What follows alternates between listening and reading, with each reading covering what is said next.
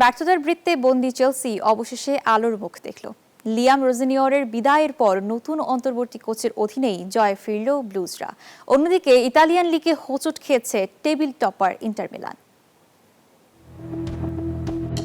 জয়ের স্বাদ কেমন তা যেন প্রায় ভুলতেই বসেছিল চেলসি। লিগে টানা 5 ম্যাচে গোলহীন হার আর 1912 সালের পর সবচেয়ে বাজে সময়ের মধ্য দিয়ে যাওয়া লন্ডনের ক্লাবটির জন্য এফএ কাপের সেমিফাইনাল ছিল মান বাঁচানোর লড়াই। সেই লড়াইয়ে লিডস ইউনাইটেডকে 1-0 গোলে হারিয়ে ফাইনালে জায়গা করে নিল চেলসি।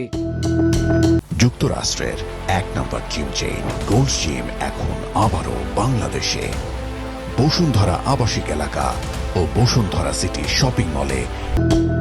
প্রধান কোচ লিয়াম রোজানিয়রকে বরখাস্ত করার মাত্র 4 দিন পর অন্তর্বর্তী কোচ ক্যালাম ম্যাকফার্লেনের অধীনে মাঠে নামে চেলসি। খেলার 23তম মিনিটে পেদ্রো নেতোর দারুণ এক ক্রসে হেডে জয়সূচক গোলটি করেন আর্জেন্টাইন তারকা এনজো ফার্নান্দেজ।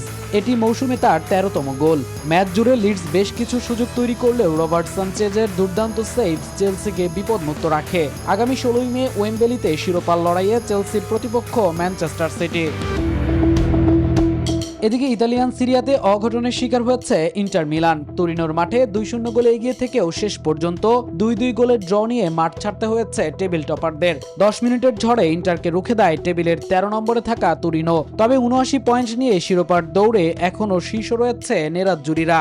অন্যদিকে দিনের অপর হাই ভোল্টেজ ম্যাচে মুখোমুখি হয়েছিল এসি মিলান ও জুভেন্টাস। গোলশূন্য ড্রয়ের ফলে পয়েন্ট ভাগাভাগি করতে হচ্ছে দুই পরাশক্তিকে। লিগ টেবিলে মিলান 3-এ এবং জুভেন্টাস 4-এ অবস্থান করছে। মামুনুর রহমান, নিউজ 24।